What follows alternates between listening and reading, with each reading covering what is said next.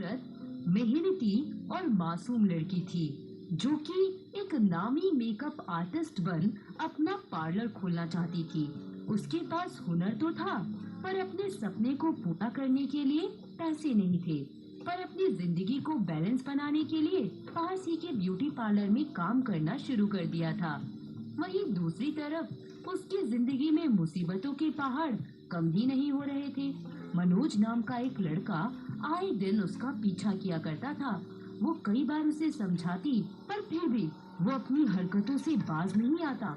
वो उसके साथ जबरदस्ती करने लग जाता है और साक्षी गुस्से में सबके सामने उसे एक जोरदार तमाचा जड़ देती है और वहाँ से चली जाती है। वहाँ मौजूद मनोज के दोस्त उसका मजाक बनाने लगते हैं। तू सच में एक लड़की से पिट गया है? अबे यार। भाई मजा आ गया ये सीन देख के। तो क्या चाटा मारा है, दिखा दिखा, निशान छप गए क्या? अरे चुप हो जाओ, वरना आज तुम्हारी खैर नहीं।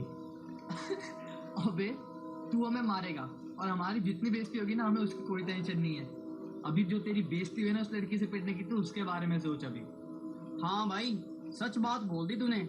और भाई हम तेरा मजाक नहीं बना रहे। उस लड़की ने तुझे नहीं, हम सबको चाटा मारा है और उसे सबक सिखाना जरूरी है, वरना उसकी हिम्मत और बढ़ जाएगी। एक लड़की से सरेआम पिटकर मनोज का ईगो हर्ट हो जाता है और वो अपने अपमान का बदला लेने के लिए उसके खूबसूरत से चेहरे को नुकसान पहुंचाने की सोचता है। ऐसे ही एक दिन साक्षी अपने पार्लर से घर आ रही होती है। तभी बीच रास्ते में मनोज अपने दोस्त के साथ बाइक पर बैठे हाथों में एसिड लिए उसके सामने आ जाता है और उसके चेहरे पर एसिड फेंककर वहाँ से भाग जाता है। वो बेचारी वही अधमरी हालत में बेहोश हो जाती है।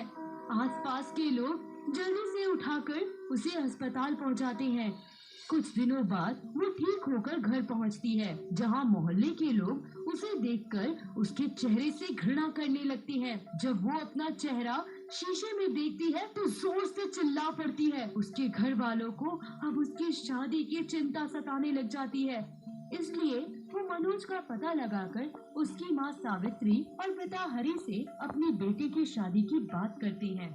देखिए, अगर हम चाहते तो पुलिस कंप्लेंट कर आपके बेटे को जेल भिजवा सकते थे, लेकिन हमने ऐसा कुछ नहीं किया और अब हम चाहते हैं कि आपका बेटा अपनी गलती का भुगतान करे। अरे भाई साहब, साफ साफ बोलो, कहना क्या चाहते हो? मैं चाहता हूँ कि आपका बेटा मेरी बेटी से शादी कर ले, क्योंकि उसकी गलती की वजह से अब उसकी शादी कहीं नहीं हो पा रही है। अरे तू ये क्या कह रहा है? मेरा बेटा तेरी उस जली हुई बेटी से शादी नहीं करेगा, समझा? ठीक है, फिर तुम भी अब जेल की हवा खाओगे। रमेश की धमकी सुनकर हरि को अपने बेटे के जेल जाने का डर सताने लगता है, इसीलिए वो शादी के लिए हाँ बोल देता है। तभी मनोज चिल्लाकर शादी के लिए मना कर देता है। मैं नहीं करूँगा पापा ये शादी। जानते भी हो उस लड़की को देखकर कितनी घिन आती है। अरे अभी हाँ बोल दे, शादी के बाद उस लड़की को हम पूरा जला देंगे और तेरी किसी खूबसूरत लड़की से शादी करवाएंगे। ये बात सुनकर वो उससे शादी के लिए हाँ बोल देता है, लेकिन साक्षी ये शादी नहीं करना चाहती थी। लेकिन उसके घर वाले जबरदस्ती उसकी शादी उसी के गुनहगार से करवाने लग जाते हैं। कुछ दिन बाद वहाँ एक रिपोर्टर जय उसके जले हुए चेहरे के पीछे की कहानी जानने के लिए आता है, लेकिन उसके घर वाले उसे उससे मिलने नहीं देते और वो अपनी स्टोरी पूरी किए बिना वहाँ से जाता ही नहीं है। आसपास के कुछ लोगों से वो उसकी कहानी जान जाता है और उसके लिए उसे बहुत दुख पहुँचता है। ऐसे ही उसकी शादी के दिन वो चोरी छुपे उससे बात करने की कोशिश करता है। साक्षी जी, देखिए, मैं एक रिपोर्टर हूँ और मेरा नाम जय है। मैंने तुम्हारी पूरी दास्तान सुनी। तुम अपने गुनहगारों को सजा क्यों नहीं दिलवा रही? उसने तुम्हारे साथ बहुत गलत किया है। सर, मैं ऐसा नहीं कर सकती, क्योंकि अगर मेरी शादी उससे नहीं हुई तो किसी से भी नहीं हो पाएगी। इस चेहरे से कोई प्यार नहीं करेगा।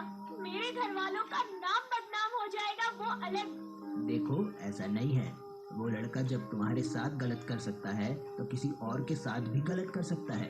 सर, आप क्यों नहीं समझ रहे हैं कि मेरे लिए ये सब करना कितना जरूरी है?